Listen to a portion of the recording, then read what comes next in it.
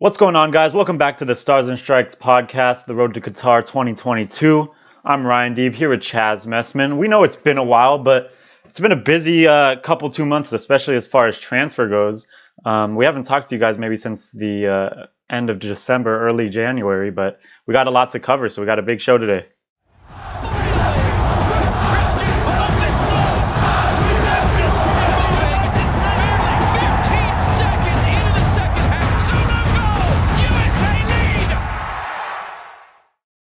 The boys are back, and a lot of them are in different places. There have been so many different transfers by U.S. men's national team players, none bigger probably than Brenden Aronson making the move over to Red Bull Salzburg, over in Austria from Philadelphia Union and MLS for $6 million. And he started out life in Austria under Jesse Marsch fast. Yeah, that's definitely one of the biggest transfers, like you said. It's really great to see that connection with him and Jesse Marsch, because they have that trust there. You have a manager who's obviously trying to make a name for American managers in Europe, and obviously he's going to want that same kind of trust put into American players. So you have a very talented player under a great manager in what I believe is a perfect scenario for Brenden Aronson at this age. Absolutely. In the 6 competitive games, he scored 1 goal and has had 1 assist. He's played in pretty much every single game. He's getting really good minutes. He's a key player playing in that number 10 role already for a team that he hasn't even been there for a while. So I think that's a testament to his talent. And he's definitely a player that in a couple of years is going to be at a much bigger club than Salzburg.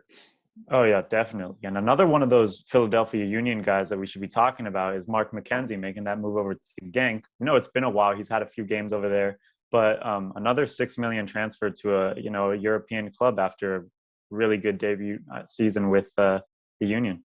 Yeah, of course, he was the MLS Best 11. And like you said, he started to impress. He's put in a couple of really good performances over in Belgium. Moving down the list, you got Joe Scaly moving over to Borussia Mönchengladbach for $2 million. DeAndre Yedlin has moved over to Turkey with Galatasaray. And that's a guy that wasn't getting a ton of good minutes over with Newcastle in the Premier League. He'd been there for a while, over in England. And his time there just seemed to start to dry up. He put a couple of really good performances in, had a couple of really bad ones. And I think he's just a guy that needs a run of games and to stay on the field because he's had a torrid time with injuries over the last few years.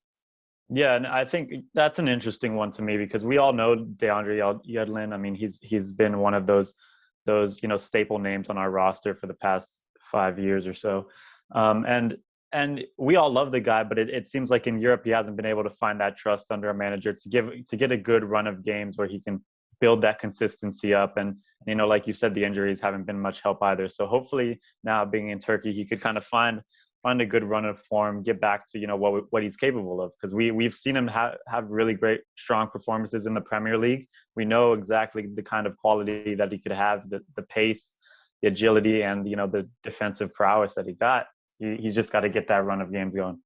Yeah, and he really has started to see his spot, I think, in the national team start to slip away. With the emergence of Serginho Dest, who's pretty much nailed on, probably our best fullback at the moment. You got Reggie Cannon, another guy we're talking about very, very shortly who just moved to a big club, Brian Reynolds. There are a lot of guys, Anthony Robinson as well, you can put his name into that hat, that are going to be looking for those fullback spots. And while DeAndre Yedlin may have still been able to get into the team if he's in a bad run of form in the past or in the last World Cup cycle, that's not the case anymore. Yeah, and it seems like fullback position with the national team is one of our more comfortable, because maybe as you've always said in years past it hasn't been, but now we have tons of options, and so it's interesting to see, especially from DeAndre Yedlin's standpoint. He definitely needed to make that move. So moving on though, we got, like you mentioned, Brian Reynolds making that move to Roma.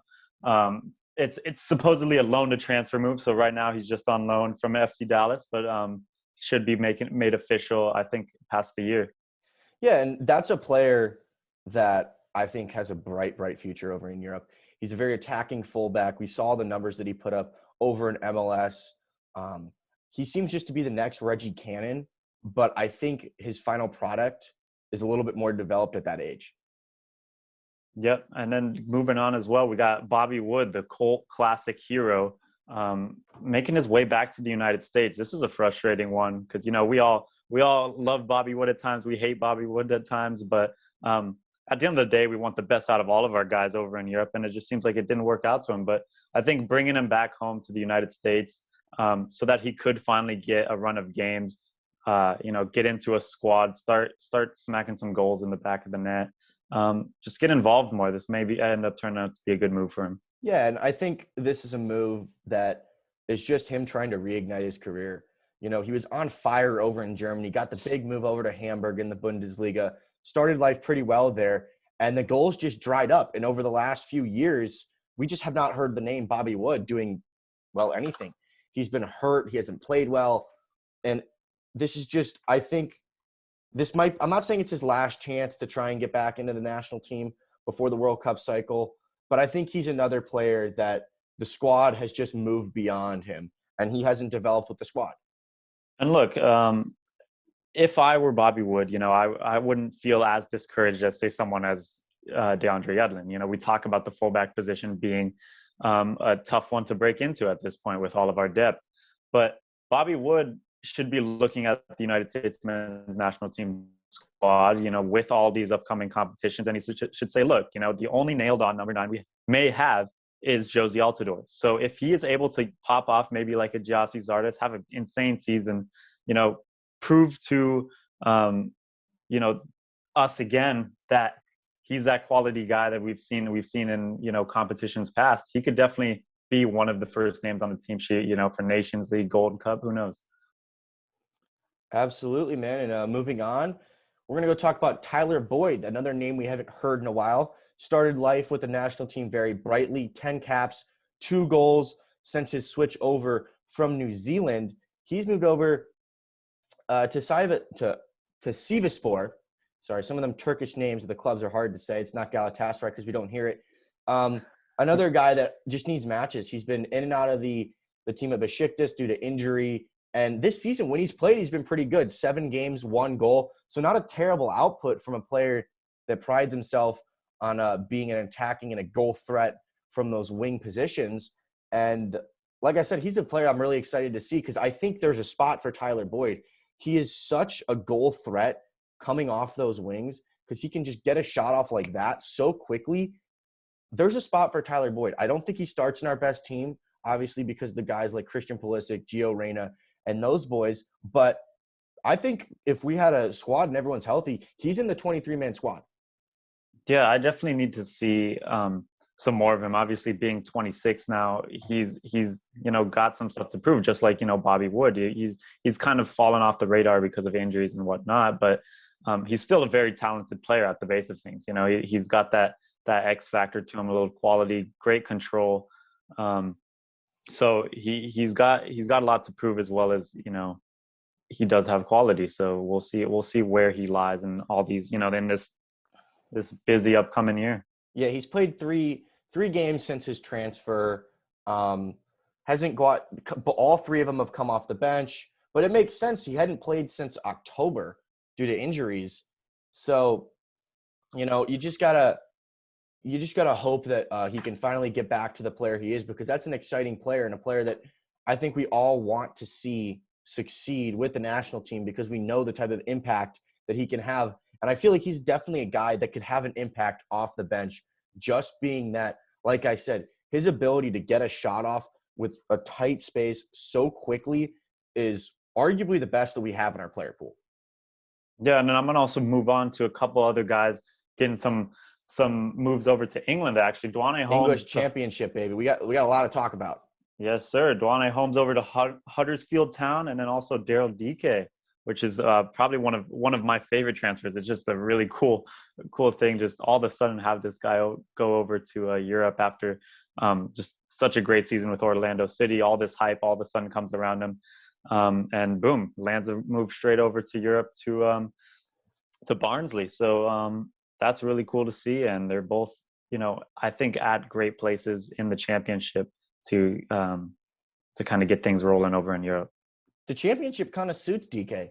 Big physical guy, likes to contact, likes to turn him in and shoot the ball. He's been loving it over in England. Everything he's been saying, the fans are loving him. 4 games, 1 goal in the league so far. He played in the FA Cup loss to Chelsea. So I think this is already showing to be a good move for DK. It was a loan move, so he's expected to go back to Orlando City. I think MLS really wants him back because his debut campaign over there was absolutely spectacular. But I wouldn't be surprised if some, not just championship clubs, but maybe some lower, bottom half of the table, Premier League clubs, maybe some German, Italian clubs start looking at DK in the future to sign him up on a big deal and move him over to Europe permanently. Yeah, and look, I know.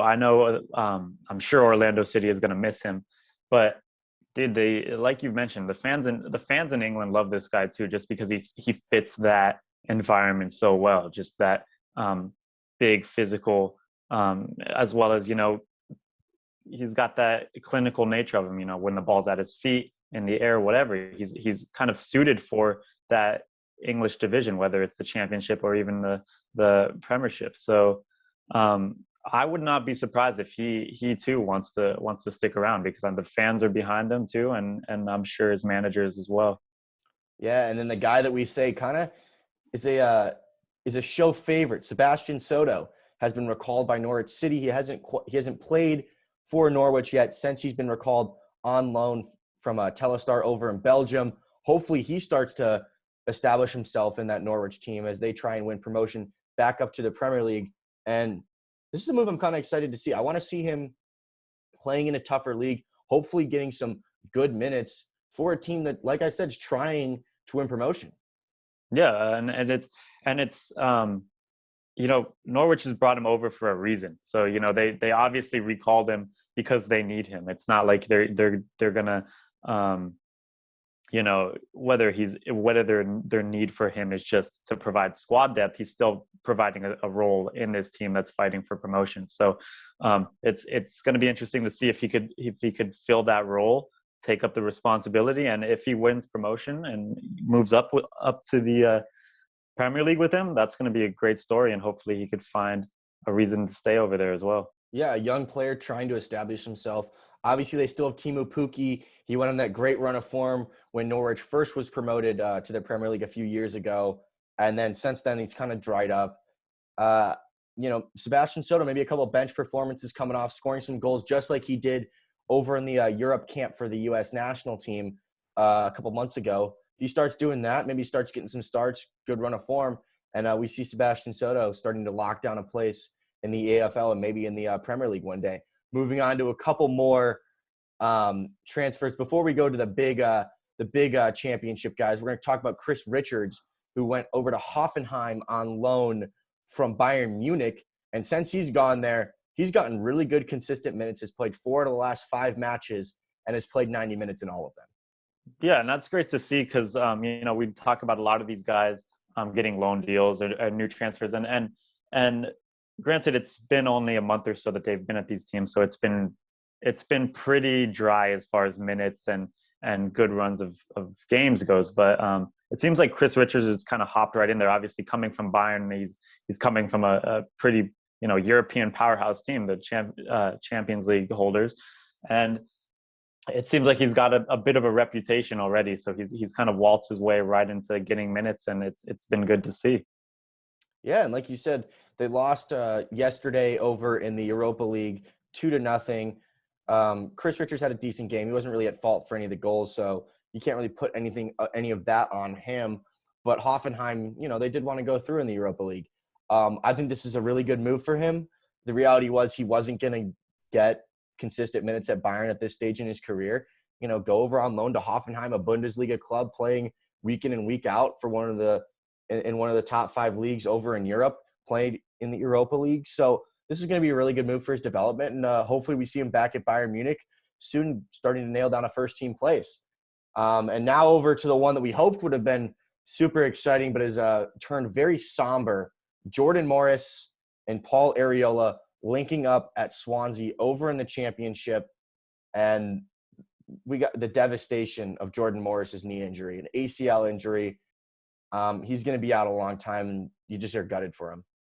Yeah, and I just remembered I mean, just the two of them going over there was cool enough as it is. Just two American guys on either flank for Swansea City and Wales. Like, that's just sick. And then seeing them play against Manchester City, with Zach Steffen on the field, both of these guys come on to get some minutes, and it's like that to me was just meant a lot. Just seeing all these American guys playing in a big English competition. But the dream was really short-lived. It just sucks to see something happen like that, because Jordan Morris was for sure looking forward to this move, and it's a big move in his career. Just at such a young age, this move was meant to kind of kickstart something more than just the Seattle Sounders for him. But what I've noticed just from his message to the fans, the people around him, is that he's not quitting. He's not taking this lightly, and he's planning on coming back strong. So that's good to see. Like, obviously this is a huge dent moving over to Europe, and in a matter of a month you get injured. But hopefully he still has his eyes set on coming back here. It seems like his time at Swansea's for sure probably wrapped, but he definitely could make a case to returning. So we'll see what happens. Yeah, and it's just a shame because he was a player that really could have gone to Europe a lot earlier in his career. He decided to stay back in MLS, and he's had good success. But like you said, he wants to come back stronger. That's exactly what he did last time when he tore his ACL. He came out and had the best run of form. He's had the best season of his career, and it sucks that it's happening at this time. But if he does the same thing, puts his mind to it, Jordan Morris, we have not heard the last of him. He's probably going to be ruled out for qualifying, but he's definitely a guy that's going to work his butt off and do everything he can to be in that World Cup roster. And I wouldn't put it past him. And I'm honestly still expecting him to be one of the 23 names that hopefully goes over to Qatar. Yeah. And see, my sole worry is that, obviously a player like Jordan Morris has the incredible mindset to overcome this injury. And that's props to him. And he knows that he could do that. And I think the only concern is who is going to trust him over in Europe or elsewhere, other than going back to that safety of the Seattle Sounders, which I'm not saying the Seattle Sounders is a bad place to go after an injury, but I think, like you mentioned, he's been needing to get out of the Sounders for a while. So it's going to be interesting to see how he kickstarts his career once he comes back. If he's going to take the more comfortable route, take it easy at the Sounders for a bit, or else look for a new challenge right off the bat. And it's just too bad because I feel like he's kind of an example of a guy that went to Europe a little bit too late. He had the option to do it. He's 26 now. If you think about how long he's going to be out, he's going to be out probably about 8 months at least with this injury. If he wants to go back to Europe, like you said, he's probably going to have to show that he's still up to the standard.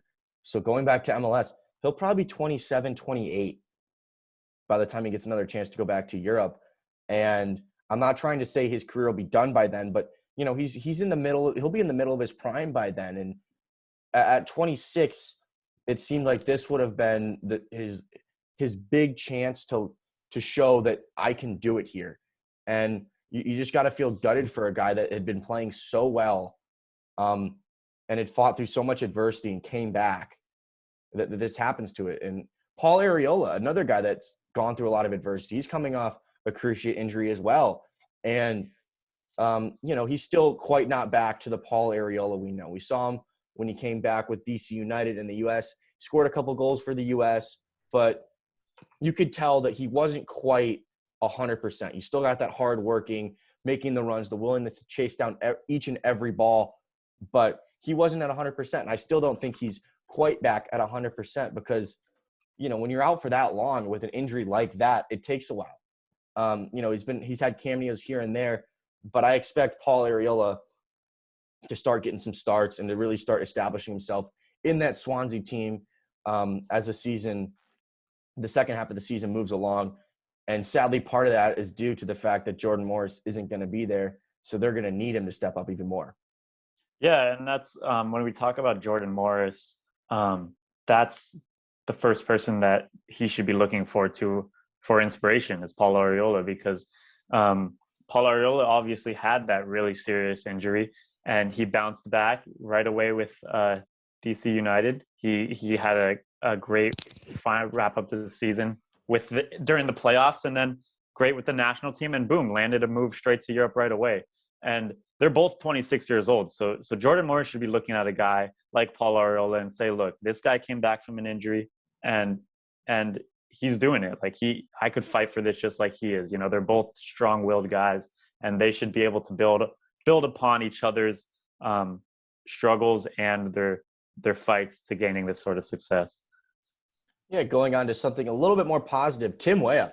He's continued his good form from the end of 2020 into 2021. He scored a goal a couple weeks ago over in the Europa League. He scored in the league. And it's good to see Tim Weah be back at his best because he's such a talented player, and there's so much that he can bring to his club and to the national team going forward. Yeah, I think it's something like 14 consecutive games he's been playing in now, and that's probably the best run of games that he's gotten since who knows when. I mean, just all those injuries he's had, and now it seems like he's finally like he's back. He's back to say it frankly. I mean, that's how everybody's been putting it online. Tim Weah is back and everything. So I mean, hopefully it's not a jinx or anything, but he is getting that run of games, which is great to see a guy as young as him. So Tim Weah is back, baby. Absolutely. Weston McKennie scored a couple days ago. Not the best result that they were looking for, or Juventus, was looking for over in the Champions League a couple days ago. That wasn't exactly what they wanted. The loss 2-1 to Porto. But yeah, Weston is I think it's pretty nailed on that he's going to be staying at Juventus for a while. Yeah, and just seeing how the Juventus fans react to him, how he looks, his numbers at Juventus, their win percentage with Mckenney in the squad as opposed to with Bentancur or Rabiot, anyone like that, is much higher than when they don't have Weston. And he obviously offers so much to their game, whether it's, you know, giving Ronaldo that freedom to move more forward, to exploit the defenders more, because, you know, he winning the ball up high up the field, being tenacious, just spurring that energy onto the team is something that has greatly affected the Juventus squad when he's on the field. And I think Pirlo recognizes that as him being an important, you know, factor in the squad, whether it's not just his skill, but it's the energy he brings onto the field when they play, because that win percentage when he's on the field should tell things on his own that he is affecting the team in a good way. Yeah, like we mentioned, he scored a goal last week. He started the game in the Champions League against Porto playing wide left. You could definitely see that he's definitely more suited to playing in the middle. I think that's something as U.S. national team fans that we all know. He had a tendency to cut inside. And something the broadcasters were talking about is when they were saying a sub to try and get Juve, you know, rejuvenated and back into it, was taking out a player, one of the central midfielders, and moving Weston back into the middle. Pirlo did not do that, and I think it proved to be a mistake as they ended up losing the game. But, you know, it's not just U.S. fans that are starting to know it. It's broadcasters too, and everyone's starting to realize that Weston McKennie's a darn good player, and he's an important player for Juventus, and he's an important player for them to get results. And that's something that they need right now, being that they haven't quite been what they've been in years past. And, and it's hopefully Pirlo starts to realize that a bit more. I think he does know it, but there's been some talk that Pirlo's under some pressure, being that they haven't quite been as dominant in the league as they have been in years past. Yeah, but, you know, it's interesting to talk about Weston McKennie because, you know, obviously with Juventus in the position that they are, it's not the best that they have been. But as far as, you know, our United States players, Weston McKennie has been one of the most consistent players that we've had as far as he's been the most consistent. I don't think in terms of form and not being injured, out of all of our best guys, I don't think there's anyone that's proven to have been that good, that consistently at that level of club. Gio Reyna's been good, but he hasn't quite had the same amount of minutes over the last 2-3 years as Weston has, because he was a nailed-on important player over in Schalke, and he's done the same, and he's just absolutely taken life to Italy so quickly, much quicker than I think we even thought he would. I think he's become more of an important player for Juventus faster than either of us would have expected. Yeah, and then when we talk about that consistency with Weston, I think that with him being so consistently strong, you can start to pinpoint the weaknesses in Juventus's side apart from Weston. I mean, obviously they're not at their peak, Italian superpowers that they are. However, Weston has been the consistent force that he has been. He's been contributing to a high win percentage. And without Weston, there's definitely problems. So you could start pointing your fingers elsewhere, but it seems like Weston himself is one of those players that's going to be part of a long-term plan as Juventus starts to look forward, trying to build back that prestige that they've had, for the last 8 years. Frank Lampard out as Chelsea manager, Thomas Tuchel in, Christian Pulisic hasn't really been in the squad and hasn't been involved as much under the new management. A lot of that is down to injury. He missed the last 3 Premier League games because of a calf injury. He came off the bench in the Champions League, only appeared for 3 minutes. So hopefully he's starting to get back into the squad. And it's just heartbreaking because we know how good of a player he is and what he can do for this Chelsea team. Thomas Tuchel says he wants Christian to stay, and he has plans for him at Chelsea, but something circulating around U.S. soccer, the Premier League, and just the soccer world in general is, should Christian Pulisic leave Chelsea? Yeah, and it's this is definitely like a tough topic to talk about because this is our starboard. We haven't really run into this kind of scenario with Christian before, where he's kind of dropped off like this. So with such a high degree. I mean, he's been in and out of form a lot, especially closer to the start of his Chelsea days. But he's always come back good. But this is kind of the longer period where we've kind of had to fight for his quality and say he will come good. But time and time again, game after game, he seems to be missing out, and it's because I think obviously that terrible run of injuries he's consistently having. But it's just been a rough time to talk about, a rough couple months to talk about players because there hasn't been that many positives as usual. There hasn't been Pulisic banging in a goal and an assist per game or whatever, and it's you miss it, but you also have to think that look, for players this young, there's always going to be a drop off of form. There's very few players who are just consistently good at the highest level. I mean, for an example, being a United fan, I see it with Mason Greenwood happening right now. I mean, he has had, he broke onto the scene and he had one of the best seasons that a player his age could have ever. And now he's, kind of dropping off from that player that we saw. We were comparing this guy to Robin van Persie, and now he only has about 5 or 6 goals in all competitions this season. And you talk about a team or a player that just drops off.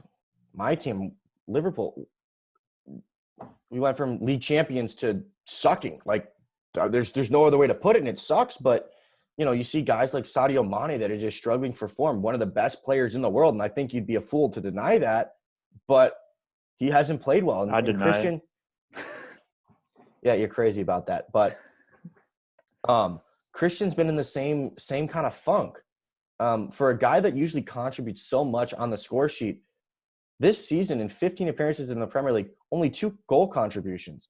4 appearances in the Champions League, scored 1 goal. So that's not something we're accustomed to seeing from him. And a lot of that is down to injury. And we understand he was one of the best players in the league following quarantine when he burst onto the scene, absolutely hammering goals and assists, being the player we all know that he is when he's healthy. And since then, he had that hamstring injury after the FA Cup final. And after that, it's just been this little wishy-washy, in and out of the squad, little injuries here, getting COVID, calf injury, another hamstring, little nicks and knocks that just keep getting him out. And he hasn't quite been able to reestablish himself under that new manager. Yeah, and look, this is like exactly what I was getting at is this is going to happen for any player, but I think what's most important is the response. Like in no way would I, if I was a betting man, would I bet on Christian Pulisic's career being over, sending him back to MLS. Oh, absolutely not. No. The absolute worst. This is I think a minor setback. The first bit of adversity that he's felt apart from injury that he's going to have to fight through, and he's going to have to recognize that this is not his best, and he's going to have to fight to get that best back. And I think it's a good thing for any player to go through, because life isn't all goals and assists all day. Sometimes you're going to struggle, sometimes you're going to go through rough patches, but the players that fight through that, the players that are able to conquer that goal drought are the ones that usually end up making a long-term successful career out of themselves. And I think some things or something that people forget just because of how long he's been around. He's 22. He's still an extremely young player.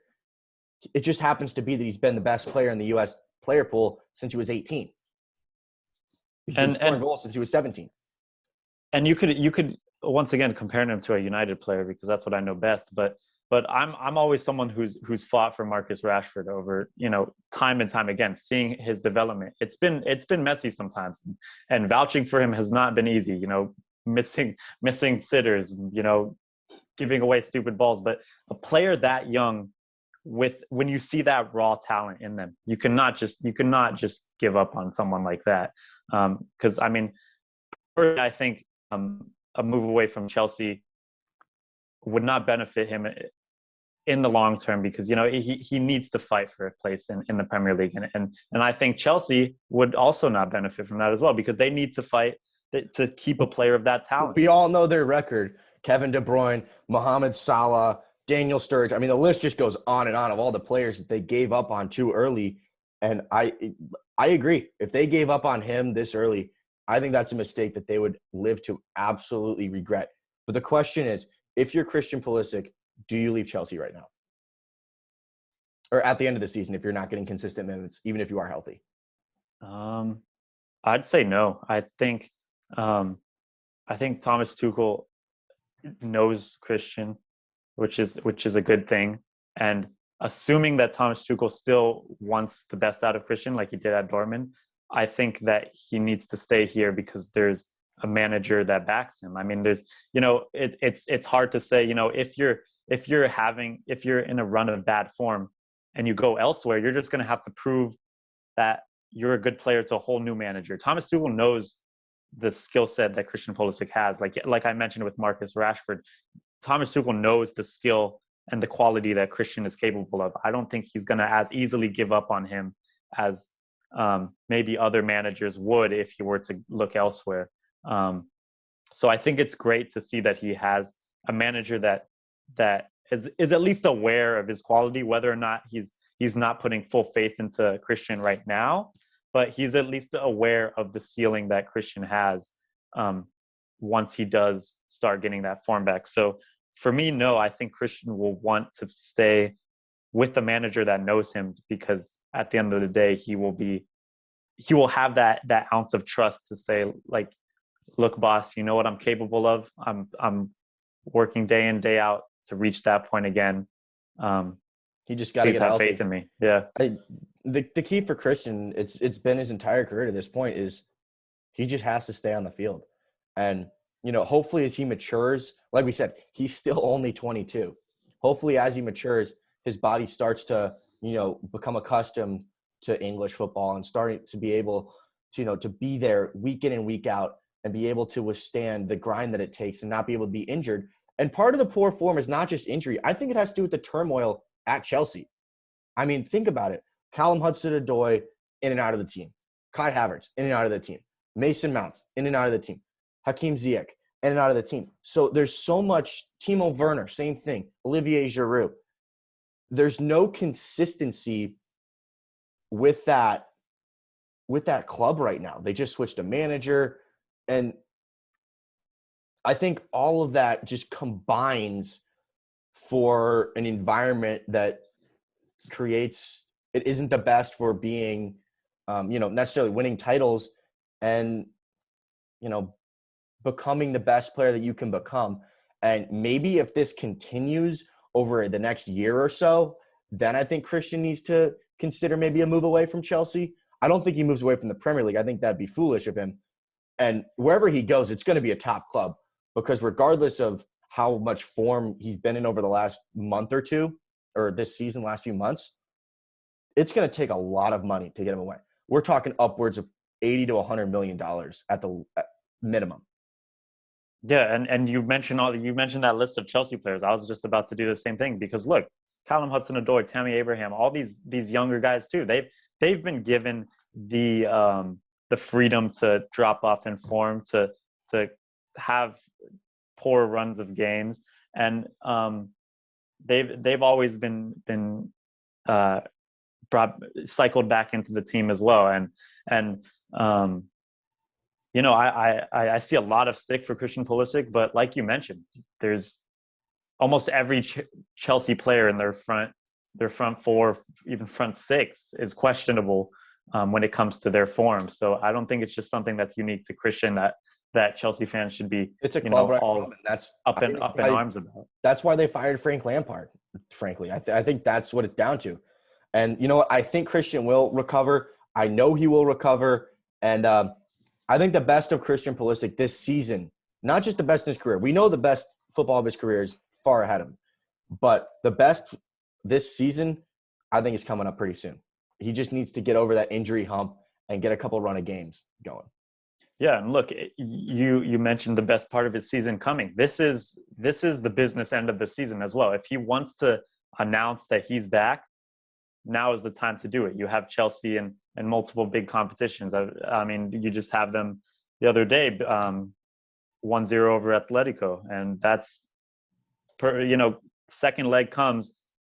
I don't think Diego Simeone is going to be as quiet as he was in the first leg. So you're going to need another Chelsea player to step up if they want to move on. And then if you move on to the semis as well, you're going to need a big player for that occasion. And so Christian is going to have opportunities to announce himself back to the scene and kind of get back into that into the grain with Tuchel. He did it last season. He was pretty much the main guy that secured them top four last season. Let's see if he can do it again this season. Moving on to some other young players.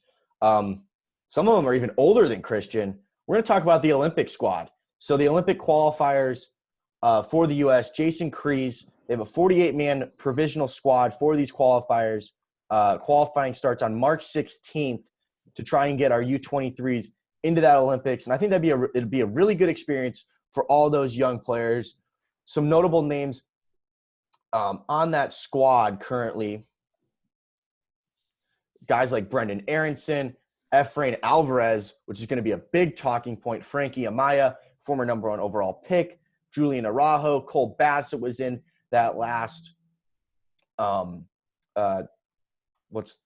am I blanking? The last domestic team camp. Caden Clark, who's been linked to move over to Europe with RB Leipzig, Conrad De La Fuente. The list goes on and on. Jonathan Klinsmann, Yuli Yanez, Jonathan Lewis, Brooks Lennon, DeJordi Mihailovic, Jackson Ewell, Brian Reynolds, the guy that just moved over to AS Roma. List, you just look at the squad. Look up U.S. Olympic qualifying squad. You can take a look at it for yourself. I don't need to go through this list. Yeah, so it's a lot of young guys, which is positive to see. And like you mentioned, a lot of those names are names that we would like to see with the first team. So it's I think this is a great occasion for them, because I think ultimately all these young guys can come together, even, like you mentioned, some older than Christian. But I think this is a great occasion to give those guys the boost of games they need within a national team setting to see who's going to be ultimately our 23 for qualifying, World Cup qualifying. So, a lot of those names are exciting to see. Like, Soto is on there. Just De La Fuente, I think we could put together a pretty decent team for this Olympic qualifying, and it's going to be fun to see.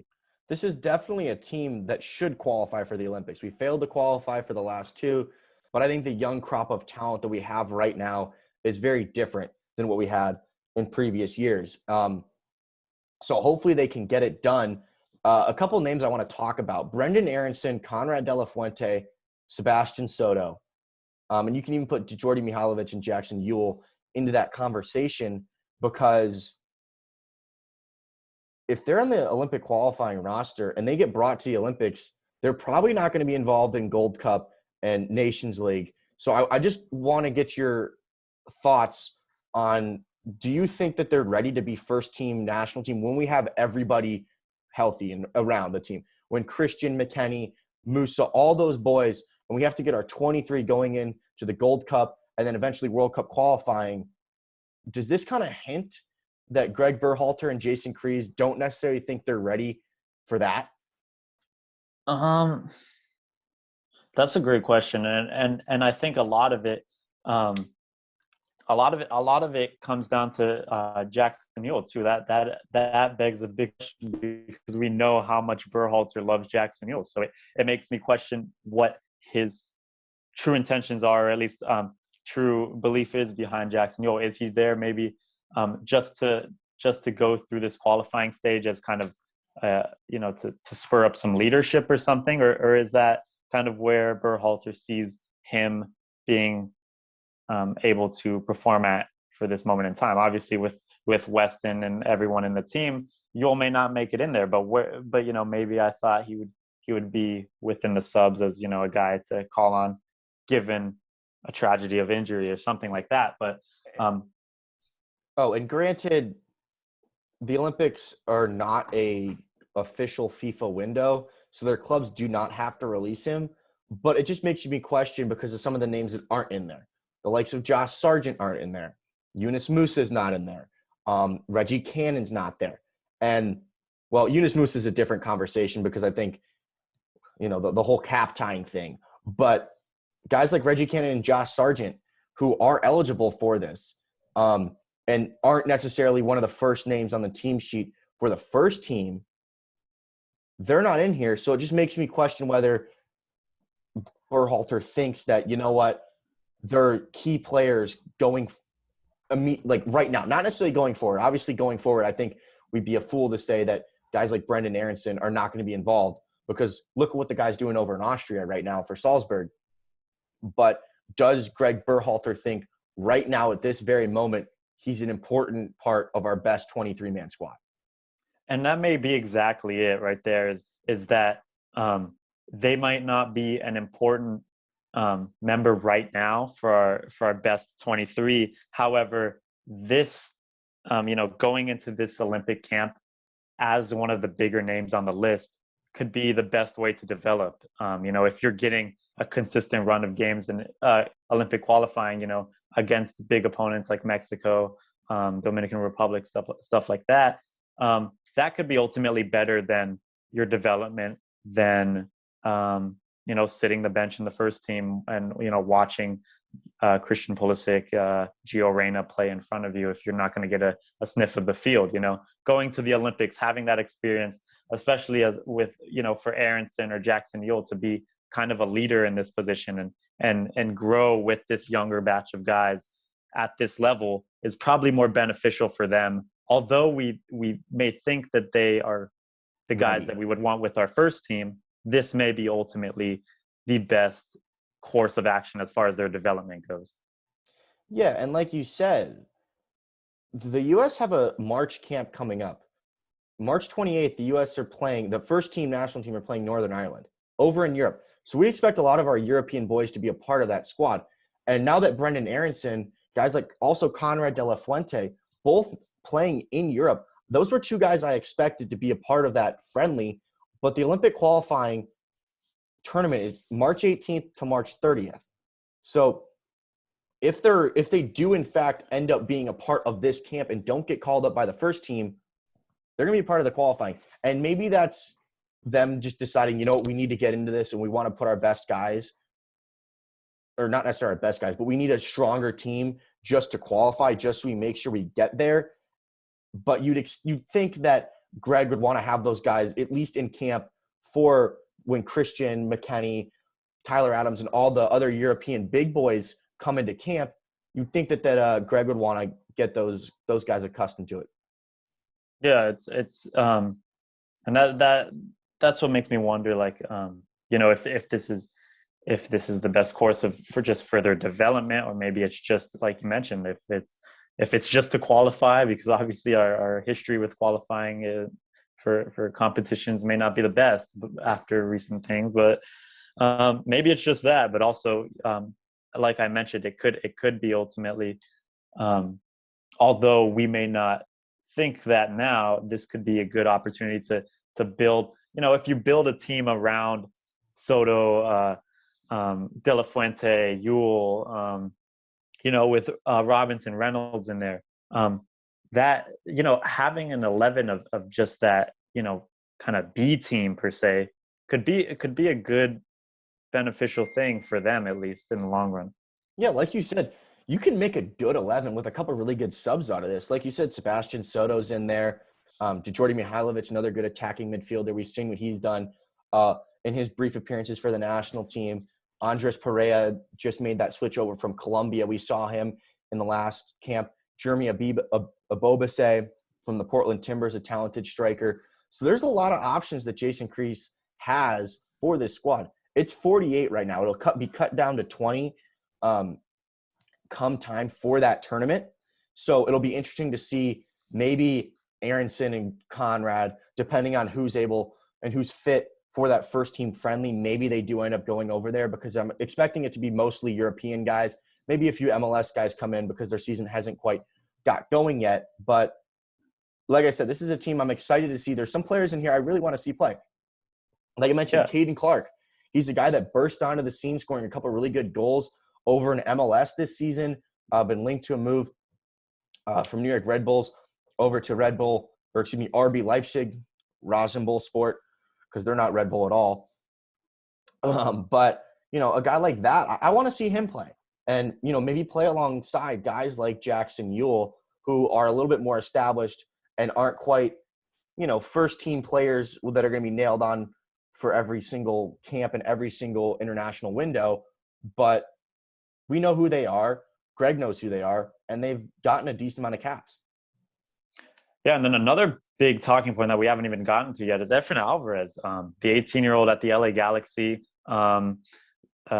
with allegiances to both United States and Mexico, being from East Los Angeles, playing for the LA Galaxy, but also having that family heritage over from Mexico. So him being on this roster can be very telling if he gets called up, gets that and gets that ultimate decision on the roster in that 20-man squad. If he takes that opportunity, he will ultimately be cap tied to the United States in this age pool.